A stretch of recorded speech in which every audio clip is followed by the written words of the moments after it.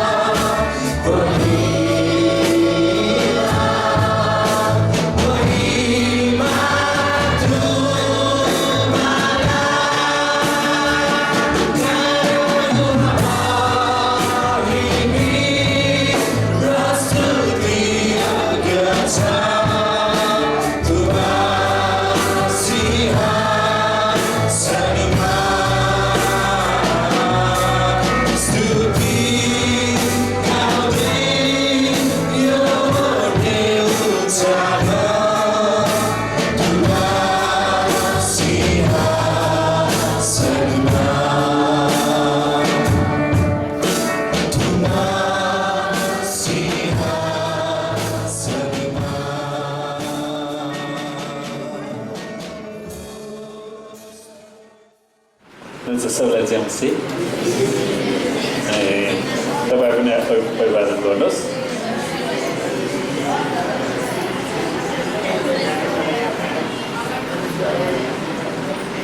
पहिला हामी बिरामीहरूको लागि प्रार्थना गरौँ। तपाईँ जतिजना बिरामी हुनुहुन्छ तपाईँलाई प्रार्थनाको खाँचो छ भने हात उचाल्नु होला र हात उचाल्नु भएको बिरामी जति उभिनुहोस्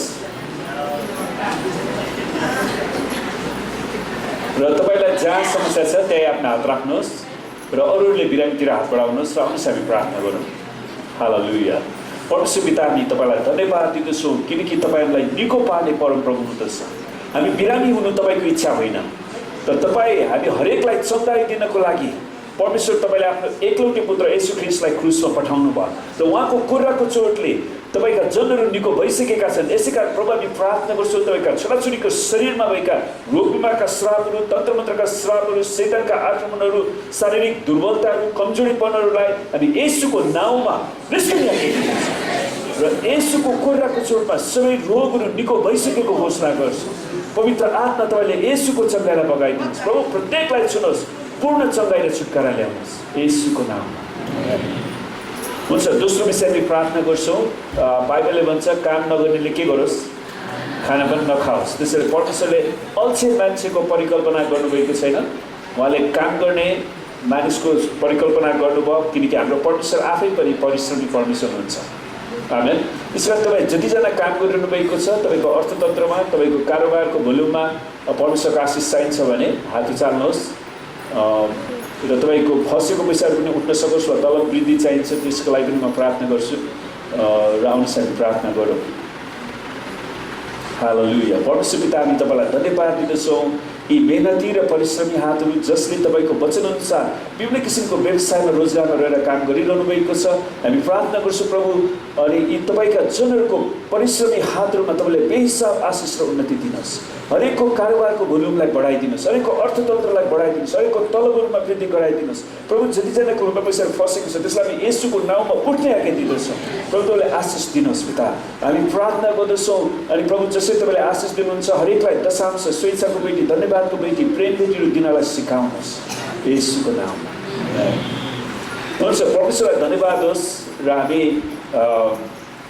ले गएको विषयमा जुन हाम्रो सिद्धिएको थिएन भूतात्मामाथि, दुष्टात्मामाथि प्रभु यीशु ख्रीष्टको अधिकारको विषयमा आज हामी निरन्तरता दिनेछौँ। अनि आज हाम्रो पवित्र आत्माको भरपुरीको कार्यक्रम पनि छ। सुन्नुहोस्, तपाईँले परमेश्वरको आत्माले भरिनको लागि तपाईँले आफूलाई तयारी गर्नुहोस्। तपाईँले भरिन चाहनु भएन भने परमेश्वरले भर्नु पनि हुन्न। परमेश्वरले कसैलाई जबरजस्ती गर्नुहुन्न, कसैलाई पनि येशू लाग्दैन। सुन्नुहोस्, भूतात्माहरू मान्छेलाई लाग्छ है, तर येशू कसैलाई पनि लाग्दैन। उहाँले हामीले स्वेच्छाले उहाँलाई बोलायौँ भने मात्रै उहाँ आउनुहुन्छ। आमेन। त्यसैले आजको वचन सुन्दै गर्दाखेरि पनि तपाईँले आफूलाई पश्चाताप गर्नुपर्ने कुराहरू छ भने गर्नुहोस्, नम्रताको कुराहरू गर्नुहोस्, किनकि हामीले हेरिसकेका छौँ दोस्रो इतिहास 7:14 यदि मेरो आफ्नै नाउँ दिएका मेरा प्रजाले, मेरो आफ्नै नाउँ दिएका मेरा प्रजा के गर्छ, आफूलाई नम्र पार्छ, त्यसपछि प्रार्थना गर्छ अनि परमेश्वरको मुहारको खोजी गर्छ र त्यसपछि दुष्ट चालबाट फर्किन्छ भने म तिमीको प्रार्थना सुन्छु। यसले चारवटा बुदागत कुराहरू छ। बाइबलमा चाहिँ परमेश्वरको मुहारको खोजी गर्छ भनेर अनुवाद गरेको छैन, तर त्यसको अनुवाद चाहिँ त्यो हुनुपर्ने हो। मलाई खोजेर मात्रै भन्ने अनुवाद गरेको छ। जो कोहीले अनुवाद कहिलेकाहीँ के हुन्छ भने इङ्ग्लिस टु नेपाली जानेर त्यतिकै अनुवाद गरेको मान्छेले थियोलोजी नबुझेको कारणले के अनुवाद गर्ने के नगर्ने उसलाई थाहै हुँदैन। खालि उसले साधारण इङ्ग्लिसको शब्दको अर्थ मात्रै अनुवाद गरेर आउँछ नि। त्यसैले हामीले बाइबललाई बुझ्नलाई त्योभन्दा अलिक भित्र गएर हेर्नुपर्ने हुन्छ। आमेन। त्यसैले आफ्नो हृदयलाई तयारी बनाउनुहोस् र हामी हेर्छौँ प्रभु यीशु ख्रीष्टको सेवकाईमा बुझ्नुपर्ने एउटा महत्त्वपूर्ण कुरा चाहिँ आफ्नो सेवकाईको समयमा भूतात्माहरूले येशूलाई आक्रमण गरेन, येशूलाई आक्रमण गरेन, तर पापीहरूको प्राणलाई चाहिँ त्यसले आक्रमण गरेको थियो। किनकि येशू यसुलाई जुन परीक्षाको समयमा उहाँ पवित्र आत्माले परीक्षामा पढ्नलाई दिनुभयो अनि त्यो तीनवटा महत्त्वपूर्ण परीक्षामाथि परमेश्वरले विजय हासिल गरिसक्नु भएपछि शैतानले परमेश्वरलाई अरू केही पनि गर्न सक्दैन। तर मानिसहरूलाई जसले परमेश्वरलाई चिनेका थिएनन् उनीहरूलाई परमेश्वरको राज्य बाहिर भएका मानिसहरूलाई चाहिँ शैतानले आक्रमण गरिराखेको थियो। तापनि येशूको उपस्थितिले तिनीहरूलाई आक्रमण गर्दथ्यो है। जब प्रभु त्यहाँ जानुभयो त्यहाँ जानासाथ हामीले एउटा कुरा गएको समयमा हेरिसकेका छौँ, भूतात्माले के गरे? चिच्याउँथे। चिच्याउनुको कारण के त? उनीहरूलाई परमेश्वरको उपस्थितिले प्रत्याक्रमण गरेको थियो। अनि तर मानिसहरू चिच्याइराखेका थिएन, उनीहरू खालि छक्क मात्रै परिराखेका थिए, किनकि उनीहरूलाई प्रभु यीशु को हुनुहुन्छ भन्ने उनीहरूले चिनेका थिएनन्। अनि मण्डलीमा कतिजना मान्छेले आज पनि प्रभु यीशुलाई विश्वास गरेको कयौँ वर्ष हुँदा पनि उनीहरूले येशूलाई नचिनेको कारणले नै उनीहरू मण्डलीभित्र राजनीति ल्याउँछ। उनीहरूले मण्डलीलाई एउटा नेता गरी खाने जस्तो मात्रै ठान्छ, किनकि उनीहरूले परमेश्वरलाई चिनेका छैनन्। तर प्रभु यीशुको उपस्थितिले तिनीहरूलाई आक्रमण थियो, त्यसैले तिनीहरू एकदमै चिच्याउँथे किनकि तिनीहरू दुष्ट थिए है। येशू ख्रीष्टको उपस्थितिमा भूतात्माहरू डराउँछन् भन्ने बारे यो मानिसमा भएको भूतात्मा एउटा प्रतिनिधित्व पात्र हो जुन हामीले हेरेका छौँ। भूतात्माहरू प्रभु यीशुको दोस्रो आगमनबाट 1000 वर्षको शासनकालपछि तिनीहरूलाई आगोको कुण्डमा नलगुन्जेलसम्मलाई पृथ्वीमा घुमफिर गरिरहनेछ। त्यसैले भूतात्माको एउटा समय छ, निश्चित समय छ। प्रभु यीशु ख्रीष्ट आउनु भएपछि पनि 1000 वर्षसम्म हुन त तिनीहरूलाई थुनिनेछ। 1000 वर्षको समयपछि तिनीहरूलाई केही समयको लागि छाडिनेछ अनि सदाको लागि आगो र गन्धको कुण्डमा तिनीहरूलाई फ्याँकिनेछ। अनि शैतानले कतिजना मानिसहरूलाई पनि त्यही आगो र गन्धको कुण्डमा लान चाहन्छ अनि त्यसले मान्छेहरूलाई मण्डलीभित्र राजनीति गर्न सिकाउँछ फसाउनको लागि। यो कुरा याद गर्नुपर्छ कि शैतानले ज्योतिर्मय दूतको भेष लिन सक्छ। सुन्नुहोस्, शैतानले पनि ज्योतिर्मय भेष लिन सक्छ, साथै त्यसका दूतहरू भूतात्माले पनि लिन सक्छ। त्यसैले हामी भूतात्माको क्रियाकलापप्रति अन्धो बन्नु हुँदैन। अनि कतिजना मान्छेहरूलाई थाहै नपाइकन उनीहरूलाई भूतात्माले चलाइराखेको हुन्छ, त्यो कुरा उनीहरूलाई थाहै छैन। त्यो भूतात्माको मुख्य चाहना आफैलाई सभाघरमा प्रकट गर्नु थियो र धर्मभित्र लुक्न चाहन्थ्यो। सुन्नुहोस्, भूतात्माहरू धर्मकर्मभित्र लुक्न चाहन्छ है। ज्योतिर्मय दूतको रूपमा वा भेषमा आउनुको मुख्य कारण नै तपाईँलाई देखावटी धर्मकर्मको वातावरणभित्र भुलाउनु। मैले धेरै वर्ष अगाडि एकजना देउमालाई सुसमाचार सुनाउँदै थिएँ अनि उहाँले के भन्नु भने मैले पनि स्वर्ग देखाएको छु। खास भूतात्माले उहाँलाई केही न केही देखाएर रहेछ क्या ज्योतिर्मयको कुराहरू, किनकि हरेक झुटा धर्ममा भूतात्माहरूले बास गर्दछ। खास हरेक झुटा धर्ममा भूतात्माले बास गर्छ। कुनै एउटा बहानामा त्यसले मानिसहरूलाई कब्जा गर्छ, सताउँछ, नकारात्मक धारणाले भरिदिन्छ। झुटा शिक्षकहरूको सुन्नुहोस्, झुटा शिक्षकहरूको कानबाट, आँखाबाट, मुखबाट, मलद्वारबाट भूतात्मा प्रवेश गर्छ है। अनि भूतात्माको अलौकिक शक्तिद्वारा भूतात्माका सिद्धान्तहरू प्रकट गर्छ। जस्तै त्यो भूतात्माले भन्छ नि म यस मण्डलीमा शासन गर्छु, म गर्छु। सुन्नुहोस्, वास्तवमा परमेश्वरले आफ्नो प्रार्थनामा सिकाउनु भएको तीनवटा कुरा, जस्तो तपाईँको नाउँ पवित्र गरियोस्, त्यहाँका स्वर्गमा बस्ने पिता तपाईँको नाउँ पवित्र गरियोस्। तर भूतात्माले कतिजनालाई के ल्याउँछ? मेरो नाउँ पवित्र गरियोस् यो मण्डलीमा, म यो मण्डली ऊ मण्डलीको सिंहासनमा बसाल्छ। परमेश्वरले सिकाउनु भयो नि तपाईँको राज्य आओस्, परमेश्वर पिताको राज्य आओस्। अनि भूतात्माले के सिकाउँछ? मेरो राज्य यो मण्डली हुन्छ, यो मण्डलीमा म 10 जनाको खडा गर्छु, म यो मण्डलीलाई नियन्त्रणमा लिन्छु, म जागिर दिन्छु, होइन सर? तर परमेश्वरले के सिकाउनु भयो? परमेश्वर पिता तपाईँको राज्य आओस्, मेरो राज्य होइन। आमेन। अनि त्यसो कुरा परमेश्वरले सिकाउनु तपाईँको इच्छा स्वर्गमा चाहिँ यस पृथ्वीमा पुरा होस्। तर भूतात्माले कतिजना मान्छेहरूलाई मेरो इच्छा यस मण्डलीमा, म भएन भने यो मण्डली बढ्दैन, त्यस्तो खालको मानसिकता शैतानले ल्याउँछ है। त्यसैले भूतात्माले ती सिद्धान्तहरू उनीहरूलाई दिइरहेको हुन्छ, परमेश्वरको वचन विरोधी सिद्धान्तहरू। हामी त्यसमा एकदमै होसियार गर्नुपर्छ, जसको अर्थ के भने येशू ख्रीष्टको अधिकारलाई इन्कार गर्नु, येशू ख्रीष्टको बलिदानलाई इन्कार गर्नु, येशू ख्रीष्टले दिनुभएको छुटकारालाई इन्कार गर्नु है। अनि हामी धेरै होशियार गर्नुपर्छ। झुटा शिक्षकहरू शैतानको अधिकारको क्षेत्रभित्र बसेका हुन्छन् जहिले पनि, र तिनीहरूका चेलाहरू पनि है भूतात्माहरू मण्डलीभित्र जान्छन्। तिनीहरूले हरेक धर्म कर्मको सेवामा भाग लिन्छन्। जस्तै मोर्मनिजम है, आङसाङहाङ मातावाला छ नि, यहाँ नेपालमा धेरै माता छ, अर्को कोरियन माता पनि यहाँ आयात गरिएको धर्म है। त्यसपछि जुडाई धर्म, एउटा के नाम है जुडाई धर्म। अनि त्यसपछि यहोवाका साक्षीहरू है। यी धर्म कर्ममा भूतात्माहरू चिच्याएको सुनिँदैन, किनकि त्यहाँ तिनीहरूले आफैलाई प्रकट गर्दैनन्। त्यहाँ परमेश्वर छैन, किन चिच्याउ? त्यो तिनीहरूको आफ्नै सेवा। तिनीहरूको धर्म कर्मभित्र तिनीहरू लुक्छन्। तर येशू जब त्यहाँ प्रवेश गर्नुहुन्छ तिनीहरू डरको साथ चिच्याउन सुरु गर्छन्।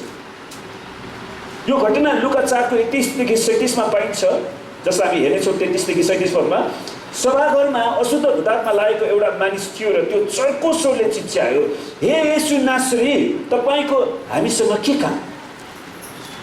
के तपाईँ हामीलाई नष्ट गर्न आउनुभएको हो? मलाई थाहा छ तपाईँ परमेश्वरका पवित्र जन हुनुहुन्छ। सुन्नुहोस्, भूतात्माले परमेश्वरलाई चिनेको कारण उनीहरू डराउँछ। तर धेरै मानिसहरूले परमेश्वरलाई नचिनेको कारण उनीहरू मण्डलीलाई राजनीतिको खेल खेलाउन चाहन्छ। मण्डलीभित्र व्यभिचार, मूर्ति पूजा, तन्त्र मन्त्र ल्याउन चाहन्छ, किनकि उनीहरूले साँचो परमेश्वरलाई चिनेका छैनन्। अनि उनीहरू भूतात्मासँगै एक दिन नरकको कुण्डमा जानेछन्। प्रियहरू, हामीले हाम्रो स्वर्गको ढोकालाई हामी आफै बन्द नगरौँ। आमेन। अनि येशूले त्यसलाई हकारेर भन्नुभयो, चुप लाग र त्यसबाट निस्किन्छ। त्यस मानिसलाई बिचमा पछारेर त्यसलाई केही हानि नगरिकन त्यो भूतात्मा त्यसबाट निस्केर गयो। तब तिनीहरू सबै छक्क परे र आपसमा यसो भने, यो कस्तो वचन? यिनले त अधिकार र शक्तिसित अशुद्ध आत्माहरूलाई पनि आज्ञा गर्दछन् र ती निस्किजाँदछन्।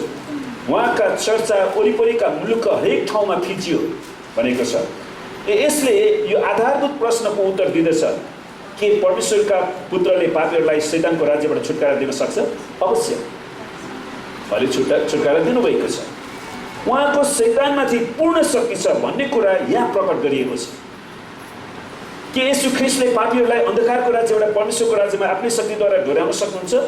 कलसिएको 13 देखि 14 के भन्छ? उहाँले हामीलाई अन्धकारको राज्यदेखि छुटाउनु भयो। अवश्य, उहाँले अन्धकारको राज्यदेखि छुटाउनु भयो र आफ्ना प्रिय पुत्रको राज्यभित्र उहाँले हामीलाई सार्नु भएको छ। त्यसैले प्रियहरू, हामी परमेश्वरको राज्यभित्र छौँ।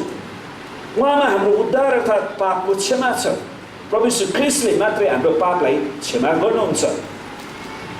यूहन्ना 8:44 भन्छ, तिमीहरू आफ्ना पिता र दियाबलसका हो। प्रभु यीशुले फरिसीहरूलाई त्यो कुरा भन्नुभएको थियो। पहिले यूहन्ना 5:19 भन्छ, सारा संसार त्यस दुष्टको अधीनमा परेको छ। सारा संसार नै दुष्ट शैतानको अधीनमा परेको छ। दोस्रो कोरिन्थी 4:2 देखि 4 भन्छ, यस संसारको देवले अविश्वासीहरूको मनलाई अन्धा बनाइदिएको छ। कतिचोटि त अविश्वासीहरू त अन्धा मान्छन्, तर विश्वासीहरू पनि ख्रीष्ट येशूको शक्तिलाई नचिनेको कारण उनीहरू मण्डलीभित्र शैतानको खेतालाको रूपमा प्रवेश गर्छ। र हामी होशियार गर्नुपर्छ, हामीले चिन्नुपर्छ है। तपाईँले जब कुनै पनि व्यक्तिले परमेश्वरको वचन विपरीत अर्को कुरा भन्यो भने त्यसको विरोध गरिहाल्नुहोस्, चाहे जोसुकै होस्। एबिसी तपाईँ वास्ता नगर्नुहोस्, किनकि हामीले ख्रीष्ट येशूलाई चिनेर उहाँको राज्यमा आएका छौँ। हामी कुनै मानिसको राज्यमा आएका छैनौँ। एबिसी 2:2 भन्छ, यस संसारको रीतिअनुसार र आकाशको शक्तिको मालिक अनुसार अनैकारिताको सन्तानमा अहिले काम गर्ने आत्माअनुसार तिमीहरू अघि एकपल्ट चल्दैथ्यौ। त्यो त पुरानो कुरा, तर अब हामी त्यहाँबाट फर्किनु पर्यो। प्रेरित 26:18 भन्छ, शैतानको शक्तिबाट परमेश्वरतर्फ फर्कौँ। त्यसैले हामी शैतानको अधिकारलाई स्वीकार नगरौँ। यदि पापीहरूले शैतानको क्षेत्रबाट छुटकारा पाउने हो भने छुटकारा दिने व्यक्ति शैतानको राज्यभन्दा शक्तिशाली हुनुपर्छ। अनि परमेश्वरलाई धन्यवाद होस्, हाम्रो प्रभु यीशु ख्रीष्ट सबैभन्दा शक्तिशाली हुनुहुन्छ। हामी स्वर्गमा, पृथ्वीमाथि र पृथ्वीमुनि भएका हरेक प्राणीले येशूको नाउँमा घोडा टेक्नुपर्छ र हरेक जिब्रोले येशूलाई नै प्रभु भनी स्वीकार गर्नुपर्छ। आमेन। त्यसैले येशूभन्दा कोही पनि माथि जान सक्दैन। त्यसैले हामीले आफ्नो इच्छा खोज्दैनौँ, परमेश्वरको इच्छा पुरा होस्। है। पहिलो 3:8 भन्छ दियाबलसका कामहरू नष्ट पार्नलाई नै परमेश्वरको पुत्र प्रकट हुनुभएको, शैतानको कामलाई नष्ट पार्नलाई नै। नयाँ राज्यले शैतानलाई त्यसको सिंहासनबाट खसाल्नु भएको छ। हामी नयाँ राजा, हाम्रो राजाहरूका राजा, प्रभुका प्रभु येशू ख्रीष्टले शैतानलाई त्यसको सिंहासनबाट खसाल्नु भएको छ र पापीहरूलाई त्यसको पन्जाबाट छुटकारा दिनुभएको छ। तर कोही मान्छे फेरि शैतानकै पन्जामा जब पस्न जान्छ, त्यसपछि कसरी छुटकारा पाउन सक्छ? त मानव जातिको 2 किसिमको आवश्यकताहरू छन्। एउटा कुरा, हाम्रो पापको क्षमाको निम्ति हामीलाई सिद्ध बलिदानको आवश्यकता छ। हाम्रो पापको क्षमाको लागि सिद्ध बलिदान चाहिन्छ, जसले हाम्रो पापको दण्डको ज्याला तिर्न हाम्रो सट्टामा बलिदान बन्दछ। आमेन। ताकि हामीले त्यस पापको दण्ड भोग्न नपरोस् है, हामीले कुनै पनि पापको दण्ड भोग्न नपरोस्। हामीलाई त्यो व्यक्तिको खाँचो छ जोसँग हामीलाई शैतानको दासत्वबाट हामीलाई छुटकारा दिन सक्ने शक्ति छ, अनि त्यो शक्ति येशू ख्रीष्टसँग मात्रै छ। आमेन। यसै कारण हाम्रा प्रभु येशू ख्रीष्ट स्वर्गको वैभवलाई छोडेर, सुन्नुहोस्, प्रभु येशू स्वर्गको वैभवलाई छोडेर हाम्रो पापको बलिदान बन्न यस पृथ्वीमा आउनुभयो। आमेन। र शैतानको पकडलाई, शैतानको ग्रिपलाई उहाँले नष्ट गर्न सक्नुहुन्छ र पापीहरूलाई भूतात्माहरूबाट पनि छुटकारा दिन सक्नुहुन्छ। प्रभु येशू ख्रीष्ट भन्ने कुरा क्रुसको बलिदानबाट उहाँले प्रमाणित गरिदिनु भयो। र येशू ख्रीष्टले क्रुसमा मरेर उहाँसँग त्यो शक्ति छ भन्ने कुरालाई प्रमाणित गर्नुभयो। दुष्ट आत्माहरू र भूतात्माहरूलाई परमेश्वरका पुत्र किन आउनुभयो भन्ने कुरा थाहा छ। लडाई जारी छ भन्ने कुरा तिनीहरूलाई थाहा छ। सुन्नुहोस्, लडाई जारी छ। परमेश्वरको राज्य आइसकेको छ भन्ने कुरा तिनीहरूलाई थाहा छ, किनकि राजा प्रभु येशू ख्रीष्ट यही हुनुहुन्छ। उहाँले के भन्नुभयो, जहाँ 2 कि 3 जना मेरो नाममा भेला हुन्छन् म तिनीहरूको माझमा हुन्छु। त्यसैले हाम्रो राजा यहाँ हुनुहुन्छ। यसै कारण तिनीहरूको विनाश एकदमै नजिक छ भन्ने कुरा तिनीहरूलाई थाहा छ। येशू ख्रीष्टको सामना गर्नुपर्दा किन भूतात्माहरू चिच्याए त? के कुराले तिनीहरूलाई एकदमै डराए? एउटा कुरा, उहाँको वचनको अधिकारले गर्दा है। येशू ख्रीष्टको वचनको अधिकारको कारणले गर्दा प्रभु येशूको वचनको अधिकार स्वर्गमा स्थापित गरिएको छ। त्यसैले जब प्रभु येशूले बोल्नुहुन्छ, स्वर्ग र त्यसका सम्पूर्ण कुराहरू, त्यसमा बस्ने यावतहरू काँप्न सुरु गर्छन्। मर्कुसको 21 देखि 22 तब उहाँहरू कफरनहुममा जानुभयो र तुरुन्तै सभागृहमा पछि उहाँले शिक्षा दिन लाग्नुभयो, अनि तिनीहरू उहाँका शिक्षामा चकित भए, किनकि उहाँले तिनीहरूलाई शास्त्रीहरूले जस्तो होइन तर अधिकारसँग सिकाउनु भयो। बुझ्नुपर्ने कुरा के हो भने भूतात्माहरूलाई सत्य मन पर्दैन, उनीहरूलाई साँचो कुरा मन पर्दैन। यसो आएर मानिसलाई परमेश्वरको सत्यता सिकाउनु भएको भूतात्माहरूलाई मन परेको थिएन, किनकि परमेश्वरको वचनको सत्यताले मानिसहरूलाई भूतात्माको साङ्लाहरूबाट छुटकारा दिन सक्दथ्यो। आमेन। परमेश्वरको वचनको सत्यता बिना कोही मानिसले पनि छुटकारा प्राप्त गर्न सक्दैन। यसै कारण येशू ख्रीष्ट परमेश्वरको वचनले प्रकट गर्ने सत्यताको आधिकारिक शिक्षा सहित आउनुभयो। उहाँले ठोस शिक्षा दिनुभयो, स्पष्टता उहाँले दिनुभएको थियो। अब कफरनहुम शब्दको अर्थलाई हेरौँ। तपाईँलाई कफरनहुम शब्द कसलाई थाहा छ? त्यसको अर्थ के हो? कोही हाम्रो चर्चमा बाइबल स्कुल पनि पढिरहनु भएको छ, तपाईँलाई थाहा छ? कफरनहुम शब्दको अर्थ हुन्छ, यो जाने पनि नजाने पनि मुक्तिसँग सम्बन्ध त छैन, तर कफरनहुम शब्द चाहिँ 2वटा शब्दबाट बनेको रहेछ। केफार नेहुम भन्ने शब्द अर्थ, जसको अर्थ चाहिँ नहुम भन्नाले नहुम अगमवक्ताको नाम हो, केफार भनेको गाउँ हो, अर्थात् नहुमको गाउँ। नहुम अगमवक्ता चाहिँ त्यो गाउँमा बस्या भएर उसको नाममै कफरनहुम शब्द भएको रहेछ। यो गाउँ गालिली समुद्रको उत्तर पश्चिम किनारामा पर्छ, अर्थात् गालिली समुद्रको टुप्पामा। यो सहर गालिली समुद्रको छेउमा रहेको ठुलो सहर बन्न पुग्यो, किनकि यो चौबाटो बन्न पुग्यो क्या। खास तपाईँलाई थाहा छ, जहाँ चौबाटो हुन्छ त्यहाँ व्यापार सुरु हुन्छ है, मान्छेहरू सबै त्यताबाट आउँछ नि त। मानिसहरू यही सहर भएर पूर्व पश्चिम उत्तर दक्षिण जाने गर्थे, अनि यो क्षेत्रमा धेरै अपराध हुन सक्ने भएको कारण यहाँ रोमी सरकारको अड्डा ब्यारेक पनि थियो, किनकि जहाँ बढी कारोबार हुन्छ त्यहाँ बढी सबै किसिमको अपराध पनि हुन्छ। त्यहाँ वेश्यावृत्ति, सबै किसिमका धन्दाहरू त्यहाँ चलिराखेको हुन्छ। यहाँ कर विभागको अफिस पनि थियो। यी सबै कुरा हेरोद एन्टिपासको शासनकालमा भएको थियो। येशूले गालिलमा सेवकाई गर्नुहुँदा कफरनहुम येशूको हेडक्वार्टर बन्न पुग्यो। प्रभु येशूले यो ठाउँलाई चुन्नुभयो। नाजरत येशूको सेवकाईको मुख्य केन्द्र बन्न सकेन। किन थाहा छ?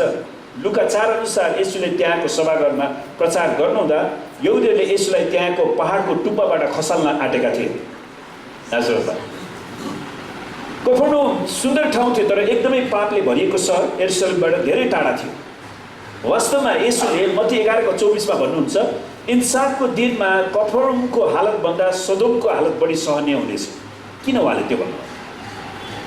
येशू ख्रीष्टले कफरनहुममा गर्नुभएको शक्तिशाली कामहरूको कारण ख्रीष्टको शक्तिको साक्षी दिन त्यो चाहिँ बढी जिम्मेवारी थियो, तर उनीहरूले दिइराखेका थिएनन्। यसै कारण न्यायको दिनमा कफरनहुमभन्दा सदोमको मुलुकको हालत बढी सहन सकिन्छ। किनकि सदोम र गोमोरामा त प्रभुले काम गर्नुभएको थिएन नि त।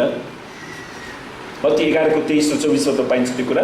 कफरनहुम माछा मार्ने केन्द्र पनि थियो, व्यावसायिक केन्द्र थियो, साथै गालिली क्षेत्रका व्यापारिक केन्द्र थियो। यसका भौगोलिक अवस्थालाई हेर्यो भने नाजरत समुद्रको सतहबाट 1300 फिट माथि उचाइमा थियो भने कफरनहुम समुद्र सतहभन्दा 690 फिट तल थियो है। त यसको मतलब ठाडै उकालो र ठाडै ओह्रालो ठाउँ हो क्या। ठाडै उकालो ठाडै ओह्रालो। येशू ख्रीष्टले यहीँ आएर आफ्नो सेवकाई स्थापना गर्नुभयो। यहाँ आएपछि येशूका आफ्ना आदत अनुसार उहाँ सभाघरमा पसेर शिक्षा दिन थाल्नुभयो। अब सभाघर भनेको के त? यो स्थानीय भेट हुने ठाउँ हो है। पुरानो करारमा भेटघाटको मुख्य केन्द्र मन्दिर थियो।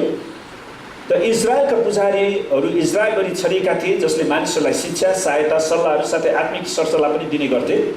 जब 586 BC-मा इजरायलीहरू बाबिलोनको कैदमा लगिए, साथै यरुशलेमको मन्दिर पनि नबुकदनेस्सरले भत्काइदिएका थिए।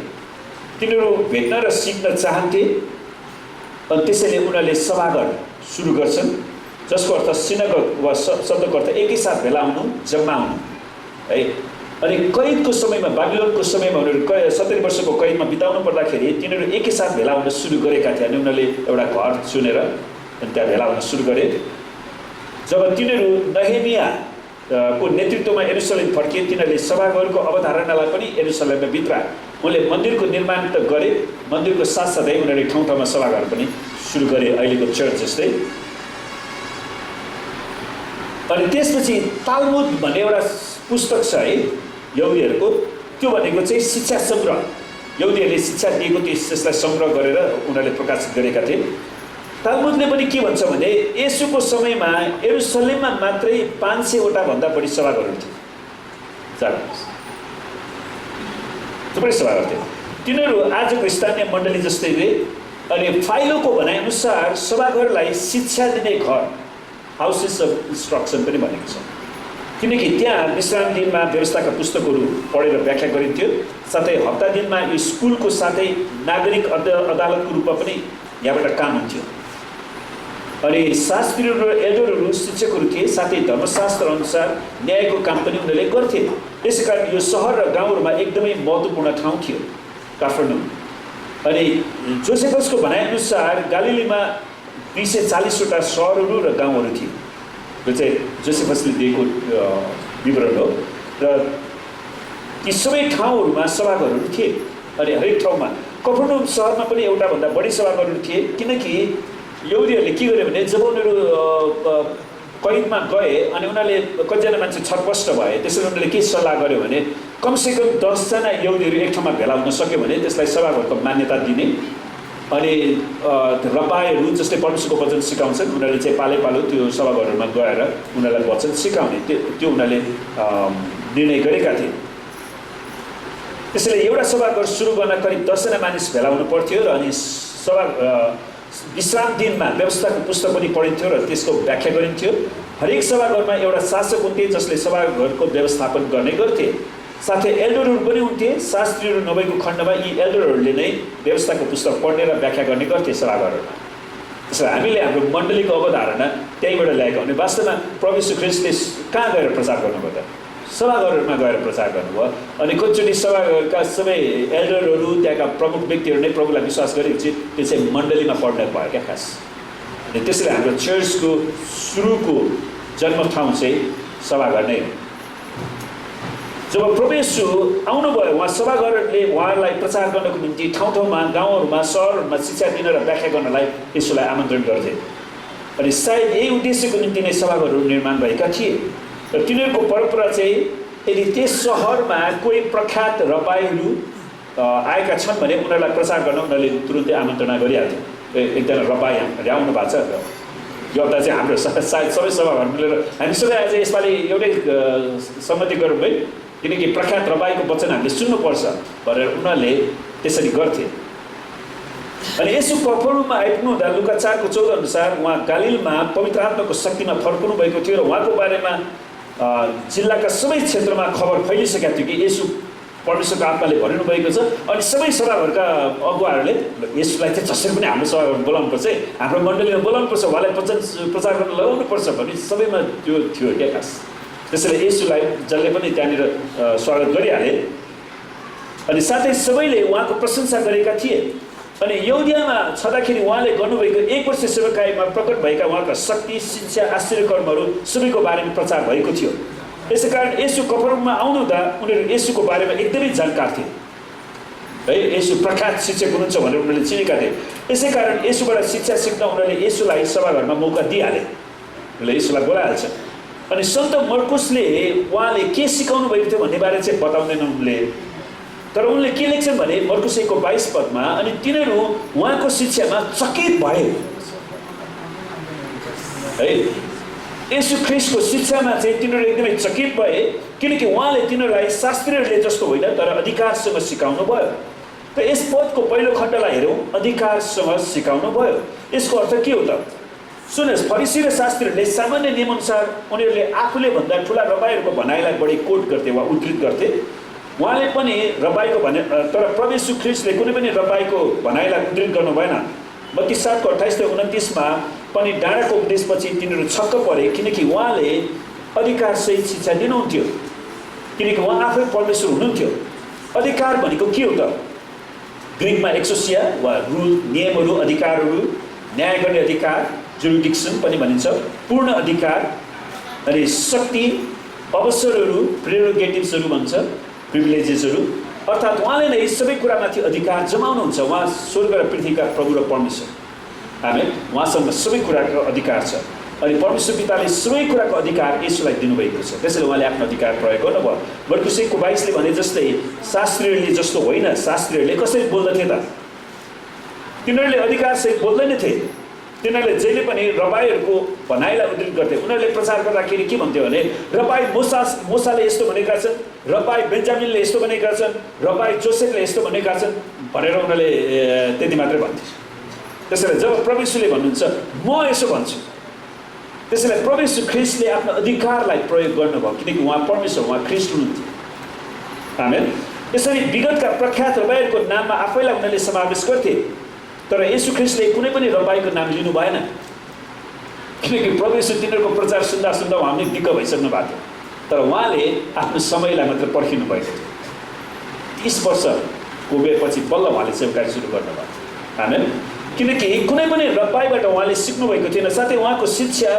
पूर्ण आधिकारिक थियो उहाँले मनोमानी स्वेच्छा थिएन उहाँले जे पाए त्यही गर्नु भएन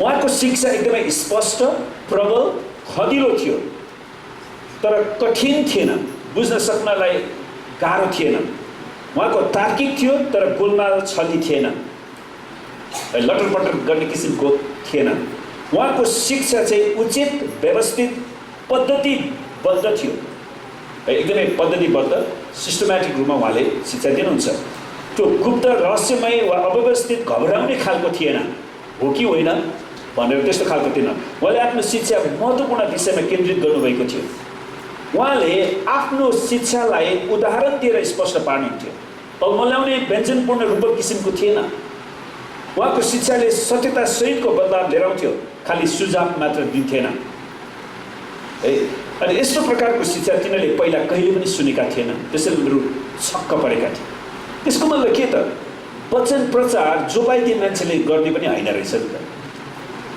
आमेन उसले स्पष्टसँग त्यो शिक्षा दिन सक्नु पर्यो जुन प्रभुले गर्नुहुन्छ यसकारण उनीहरू छक्क परेका थिए सुन्नुहोस्, एक्सप्लेसो शब्दको अर्थ चाहिँ स्ट्रङ फिलिङ भन्ने शब्द छ। त्यो छक्क भन्ने शब्द चाहिँ एक्सप्लेसो भन्ने शब्द रहेछ, जो चाहिँ एकदमै त्यो महसुस गर्नु, स्ट्रङ फिलिङद्वारा एउटा व्यक्तिको ज्ञान बोधलाई चाहिँ हिर्काउनु है। अर्थात् तिनीहरूको दिमागको विचारलाई नै परिवर्तन गरिदिनु, उनीहरूको सोचलाई परिवर्तन गर्नु। कहिलेकाहीँ धेरै वर्ष अगाडि मैले एउटा गाउँको नाम भन्दिनँ है, फेरि मलाई ढुङ्गा ल्याएको होला। उनीहरूको गाउँमा कस्तो खालको विश्वास रहेछ भने एउटा के अरे अङ्गुरा जातको त्यो खरायो हुन्छ नि, त्यो पाल्ने, त्यसको भुवाबाट धेरै पैसा आउँछ नि त। अनि त्यो गाउँमा अङ्गुरा जातको पाल्ने भन्यो भने एउटाले पाल्यो, अनि त्यहाँबाट के भयो, त्यो ढुङ्गाले किल्चेर त्यो पेटको आन्द्रा पनि बाहिर निस्क्यो होइन। अनि उनीहरूको गाउँमा के भयो भने फाटेन। अनि जला पनि गरेर अङ्गुरा जात नपाला, त्यसको कस्तो भुँडी किचेर क्याचक्क पऱ्यो। एउटा भयो भन्दामा सधैँ त्यसरी हुन्छ। त्यस्तो मान्छेले कहिले पनि गरेर खान सक्दैन। हरेक कुरामा सुनोस्, असफलताबाट बल्ल सफलतामा जाँदैछ। कुनै पनि मान्छेलाई एकैचोटि सफलता हात पार्दैन क्या। हरेक व्यापारहरू पनि स्टार्टिङमा उनीहरू असफल भएरै जाने हो, घाटा लागेरै जाने हो। तर उसले सिक्दै पनि जान्छ कि के गर्दाखेरि घाटा खाँदो रहेछ, अनि के गर्दाखेरि घाटा खान्छ भन्ने कुरा उसले सिकेपछि अब उसले त्यो गल्तीलाई दोहोऱ्याउँदैन। आमेन। अनि त्यसपछि ऊ सफल हुने हो। त्यसैले मान्छेहरू जहिले पनि अन्धविश्वास, मलाई त्यो फाप्दैन, मैले जे गरेँ, एकजना भाइलाई मैले भेटेको थिएँ, मैले जे गरे पनि अङ्कल, मैले जे गरे पनि हुँदैन भनेर उसलाई थियो। अनि त्यसले चाहिँ उसलाई काम नगर्ने अल्छी बन्ने बहाना मात्रै हो। परमेश्वरले तपाईँलाई हरेकलाई कुनै न कुनै कुरामा सफलता दिनुहुन्छ। काम नगर्नुपर्ने बहाना बनाउनुको कुनै पनि आवश्यकता छैन। आमेन। अनि कसैलाई सापट खाने ठाउँ छ भने अनि उसलाई किन काम गर्नु? उसँग सापट लिएर चलाइहाल्छु नि काम, उसँग सापट लिएर चलाउँछु काम। अनि त्यो ठाउँ भएको कारणले उनीहरूले काम गर्दैन। त्यसैले हामीले सापट दिनलाई बन्द गर्नुपर्छ। आमेन। परमेश्वर हामीलाई सापटी मागेर खाने व्यक्ति बनाउनु भएन, उहाँले हामीलाई काम गरेर खाने व्यक्ति बनाउनु भयो। त्यसैले त्यस्तो विचारलाई स्ट्राइक गर्ने, त्यसलाई चाहिँ रद्द बनाउन सक्ने प्रभुसँग त्यो शिक्षा थियो। शास्त्रीले धेरै जानेको छु भन्ने कुरामा घमण्ड गर्थे। गुप्त रहस्यमय आत्मिक असली ज्ञान थाहा छ भन्ने कुरामा उनीहरू घमण्ड गर्थे। पहिलो शताब्दीमा शास्त्रीहरू यहुदी समाजका महत्त्वपूर्ण शिक्षकहरू पनि थिए। वास्तवमा उनीहरूले आफ्नो उत्तराधिकार एजराबाट पाएको दाबी गर्थे, किनकि एजरा 7 को अनुसार उनले इजरायलमा व्यवस्था पढेर व्याख्या गरेका थिए।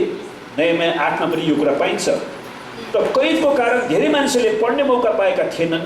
अहिलेको जस्तो सबै मानिसहरूसँग बाइबल पनि थिएन त्यो समयमा, किनकि ती समयमा बाइबल अहिलेको जस्तो मेसिन थिएन, छाप्ने मेसिनको आविष्कार भएको थिएन। छाप्ने मेसिनको आविष्कार कहिले भयो दाजु? करिब 1480 तिर 15 शताब्दीमा मात्रै भयो। त्यसपछि मात्रै त्यो बाइबल छाप्ने, त्यो बेला सबै हस्तलिखित थियो। अनि यो शास्त्रीहरूले चाहिँ वास्तवमा बाइबल लेख्ने काम गर्थे क्या। उनीहरूले बाइबल त्यतिखेर उत्पादन गर्ने कारखाना चाहिँ के थियो भने, यस्तै ठुलो कोठामा बसे, एकजनाले बाइबलबाट पढ्यो, अनि त्यहाँनिर 100 जना मान्छे चाहिँ मेच र टेबल लिएर बसे। अनि त्यसपछि उसले परमेश्वर चाहिँ सबैले परमेश्वरले भन्नुभयो, अनि सबैले भन्नुभयो। त्यसरी त्यो उत्पादन गर्नु पर्थ्यो। अनि त्यसैले एउटा बाइबल उत्पादन गर्नलाई उनीहरूलाई वर्षौँ लाग्थ्यो क्या। त्यसपछि उनीहरूले एकदमै जोगाएर राख्नु पर्थ्यो त्यो बाइबललाई।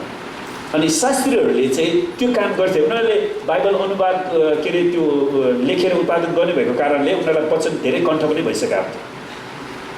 त्यसैले उनीहरूले कचोटी परमेश्वरको वचन व्याख्या गर्न सक्थे।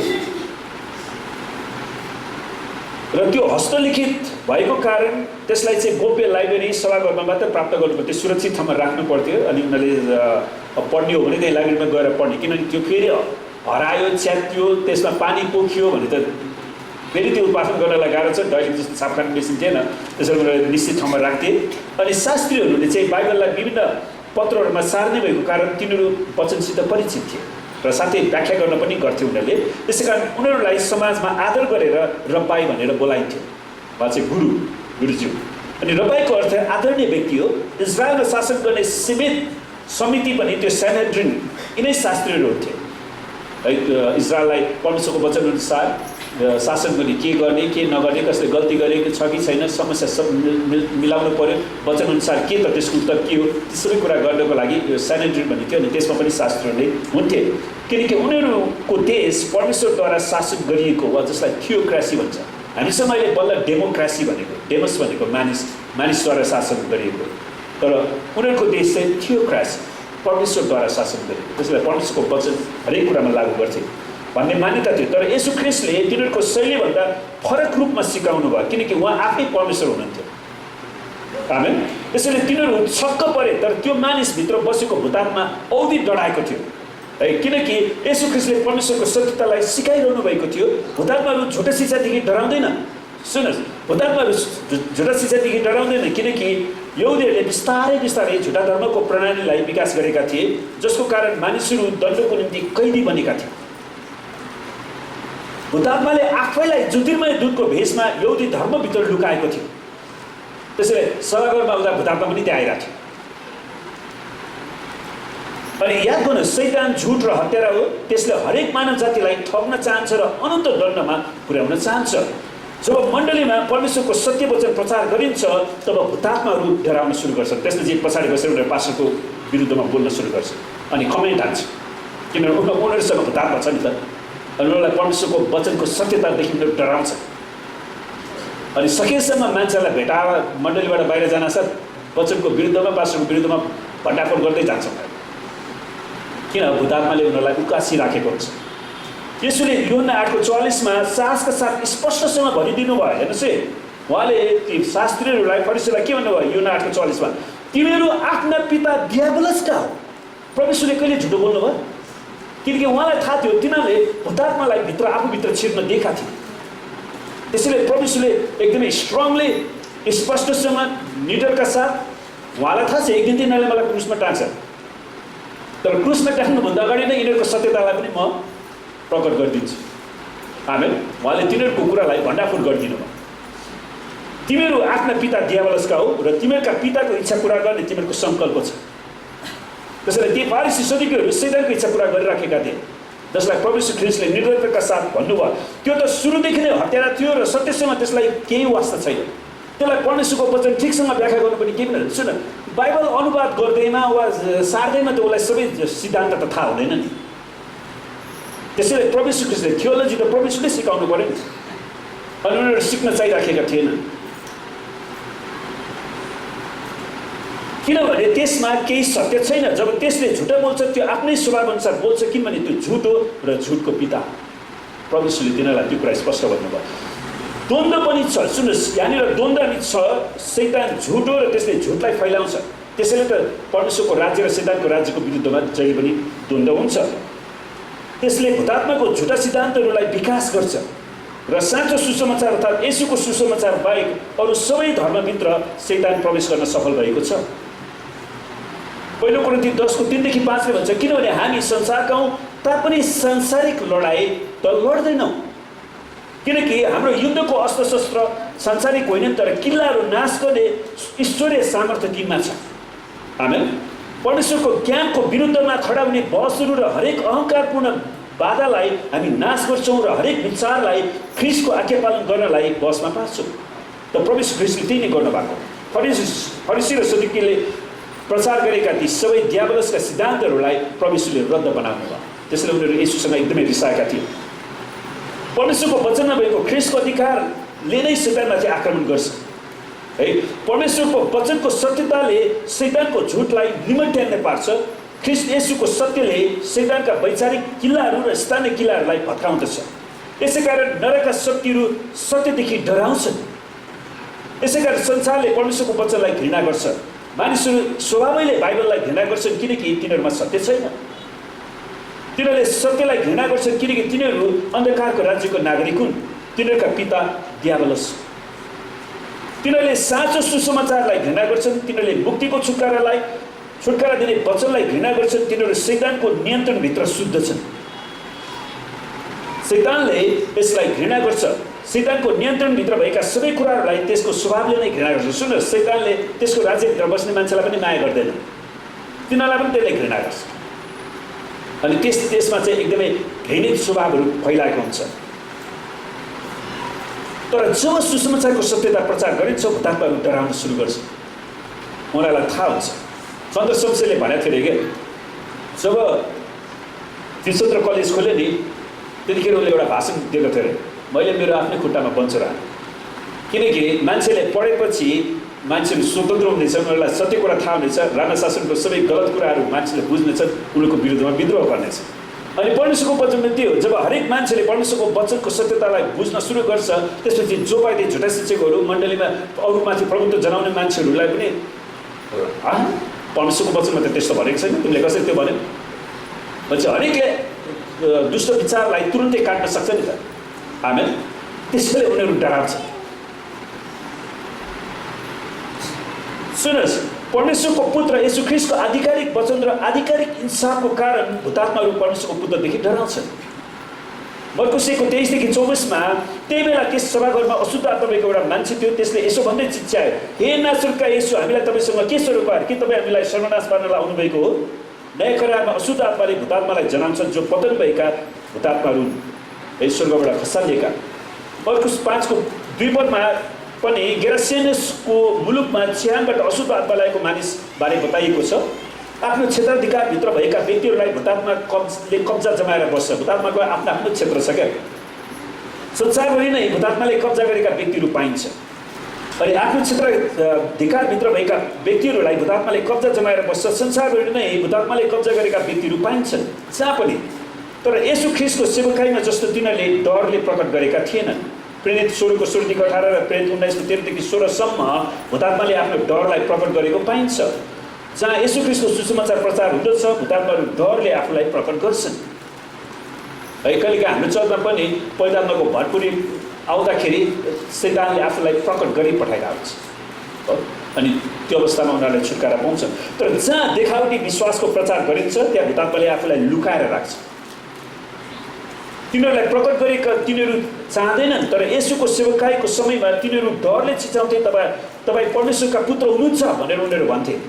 तर प्रभु येशूले तिनीहरूलाई हप्काएर चुप लगाउनु भयो। मर्कुस 34 पनि भूतहरूले उहाँलाई चिनेको कारण उहाँले तिनीहरूलाई बोल्न दिनु भएन, किनकि भुतात्माहरू येशूको सन्देशवाहक भएको उहाँले चाहनु भएन। येशूको नाउँलाई भुतात्माले प्रचार गर्ने होइन क्या, उहाँका जनहरूले चेलाहरूले चाहिँ प्रचार गर्नुपर्छ। प्रेरितहरूको सेवकाईमा पनि भुतात्माहरू डरले प्रकट गरेका थिए।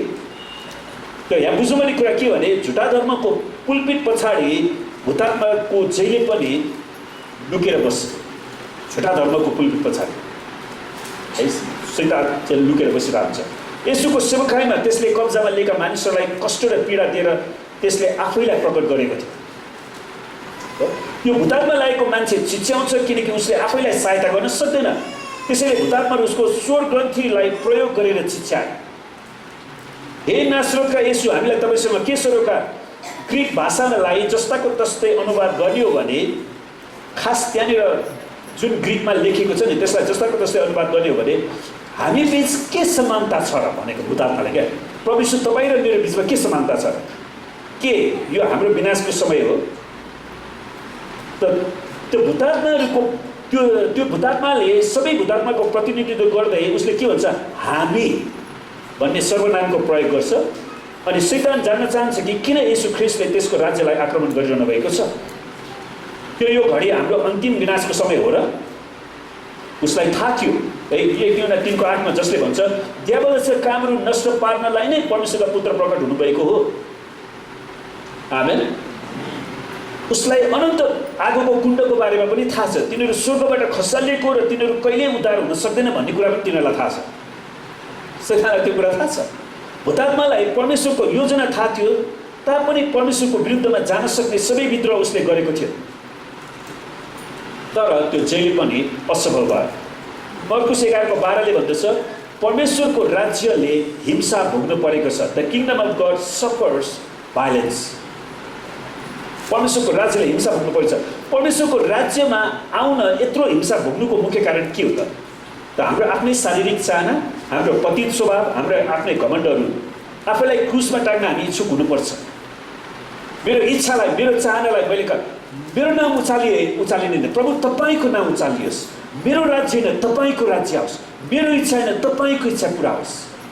त्यो अवस्थामा जबसम्म एउटा विश्वासी आइपुग्दैन ऊ विश्वासी नै होइन क्या, ऊ शैतानको एजेन्ट हो।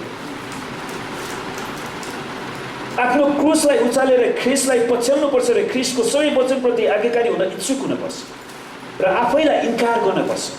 परमेश्वरको राज्यले हुतात्मासित सङ्घर्ष गर्नुपर्छ। आमेन। हुतात्मालाई आफ्नो दण्डको बारेमा थाहा थियो। मर्कुस 5:7 त्यसले भन्छ, हे सर्वोच्च परमेश्वरका पुत्र, मलाई दुःख नदिनुहोस्। हुतात्मा पनि मलाई दुःख नदिनुहोस्। त्यसले दुःख दिएको छ कि थाहा नहुने है। हामीलाई यो इलाकाबाट बाहिर ननिकालिदिनुहोस्, हामीलाई आघात खाल्टोमा नपठाउनुहोस्। त्यसलाई थाहा छ नि त, त्यो पिँदै नभएको खाल्टो क्या, त्यहाँ नपठाउनुहोस्। हामीलाई सुँगुरका जान दिनुहोस् र हामी तीभित्र बस्छौँ। अनि हुतात्मा त्यहीँ जान्छ।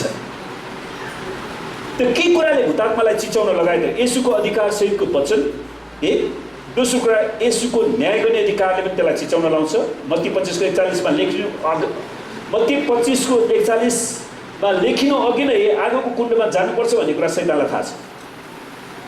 तेस्रोमा येशूको शुद्धताको अधिकार। प्रभु येशू पवित्र पवित्र पवित्र हुनुहुन्छ। आमेन। त्यसैले हुतात्माहरू अशुद्ध आत्मा भएको कारणले चिच्याउन सुरु गरिहाल्छ। त नोट गर्नुपर्ने कुरा के भने, तिनीहरूले नासरतका येशू भन्नुको अर्थ चाहिँ उहाँलाई तिरस्कार गरिएको थियो। खास के नासरतबाट पनि असल कुरा आउँदछ र भनेर नथनएलले फिलिपलाई भनेको छ नि, जुन कुरा योना 1:45 देखि 40 पद हामी पाउँछौँ। नासरतबाट पनि कुनै असल कुरा पाउँछ र त्यहाँ कुनै राम्रो मान्छे छन् र उनीहरूले भन्न खोजेको क्या। किनकि नासरत खराब व्यक्तिहरूको बस्ती जस्तै ठानिन्थ्यो। नासरतबाट मसिह आउनुहुन्छ भन्ने कुरा त खालि गिल्ला मात्रै थियो। तर येशू को हुनुहुन्छ भन्ने कुरा हुतात्मालाई थाहा थियो। मर्कुस 1:24 म तपाईँलाई चिन्छु, तपाईँ परमेश्वरका पवित्र जन हुनुहुन्छ। त्यसैले हुतात्माले परमेश्वरलाई चिनेको कारणले उनीहरू डराएका थिए, चिच्याउँथे। तर धेरै मानिसहरूले येशूलाई नचिनेको कारण आज उनीहरू येशूको विरुद्धमा जे पनि बोलेर पठाउँछ हो। स्वर्गदूतले मरियमलाई भनेका थिए नि, पवित्र आत्मा तिमीमा आउनुहुनेछ, यसै कारण जो जन्मनु हुनेछ उहाँ पवित्र अर्थात् परमेश्वरका पुत्र कहलाइनु हुनेछ। त्यसैले येशू ख्रिस्ट पवित्र परमेश्वरका पुत्र हुनुहुन्छ। त्यसै कारण शैतान अपवित्र भएको कारणले उसले त्यो कुरा चिनेको थियो, त्यो चिच्चाएर डराउँथ्यो। तर येशूलाई नचिने मान्छेहरू हुतात्माको कुरामा लागेर उनीहरू मण्डलीभित्र राजनीतिको आत्मा ल्याउन चाहन्छन्। हुतात्मालाई यो थाहा थियो, जसरी पिता पवित्र हुनुहुन्छ त्यसरी पुत्र पनि पवित्र हुनुहुन्छ, किनकि उहाँ पवित्र आत्माद्वारा गर्भमा आउनुभएको थियो। हुतात्माहरू जो पूर्ण रूपमा दुष्ट छन्, सिद्ध पवित्रताको सामनेमा तिनीहरू खुम्चिन्छन्। पापले भरिपूर्ण भएकाहरू पूर्ण पवित्रताको सामने डराउँछन्। परमेश्वर पवित्र हुनुहुन्छ भन्ने तिनीहरूलाई थाहा छ, पुत्र पवित्र हुनुहुन्छ भन्ने तिनीहरूलाई थाहा छ। आफ्नो अपवित्रताको कारण स्वर्गबाट खसालिएको थियो भन्ने कुरा पनि हुतात्मालाई थाहा छ। आगोको कुण्डमा जाँदैछु भन्ने कुरा पनि त्यसलाई थाहा छ। त उहाँको शक्तिको अधिकारमा तिनीहरू डराएका थिए। आमेन। हामी केही समय आँखा चिन्लौँ र हाम्रो हृदय परमेश्वरको सामनेमा तयारी पारौँ। मेरो इच्छा होइन, प्रभु तपाईँको इच्छा। म उचालिँदैन, प्रभु तपाईँ उचालिनुहोस्। तपाईँको राज्य आओस्, तपाईँको नाउँ मेरो जीवनमा स्थापना होस्, तपाईँको नाउँ मात्र मेरो जीवनमा उचालिनुहोस्। तपाईँको राज्य आओस्, मेरो जीवनलाई तपाईँले राज्य गर्नुहोस् र तपाईँको इच्छा मात्र मेरो जीवनमा पुरा होस्। आमेन। र आउनुहोस् हामी केही समय प्रस्ताव गर्नुपर्ने कुराहरू छन्, हामी प्रस्ताव गरौँ। हाम्रो आफ्नो हृदयलाई हामी तयारी गरौँ, हामी खाली बनाऊ।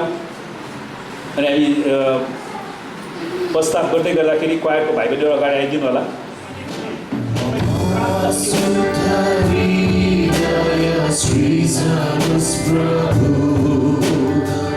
Sabe,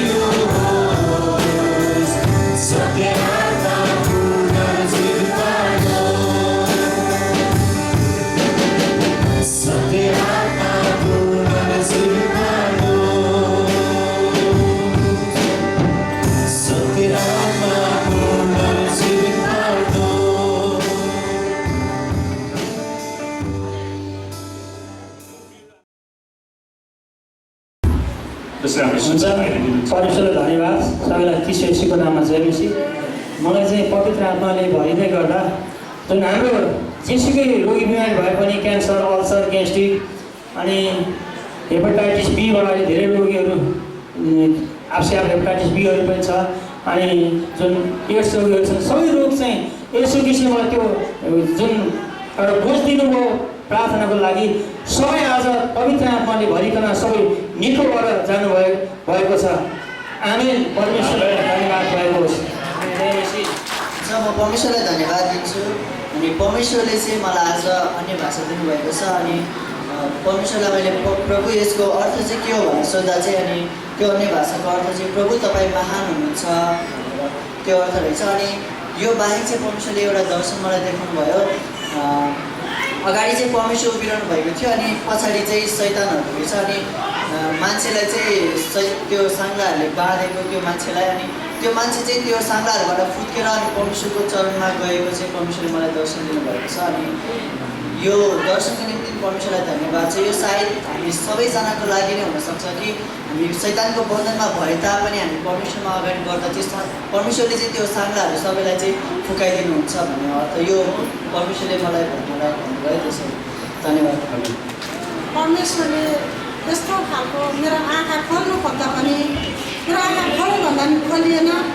कुवा झुन्डाहरू चाहिँ एकदमै माथि एउटा कस्तो एउटा काठको घर जस्तोमा यो कुवा चाहिँ यति उचालिएको माथि अनि नानीहरूले गाएको अनि त्यो एकदमै सुमधुर आवाजहरू मात्रै सुन्ने कि धेरै माथि त्यो कागजको घरहरू जस्तो सेतो घरमा यति कुवाहरू मैले देखेँ।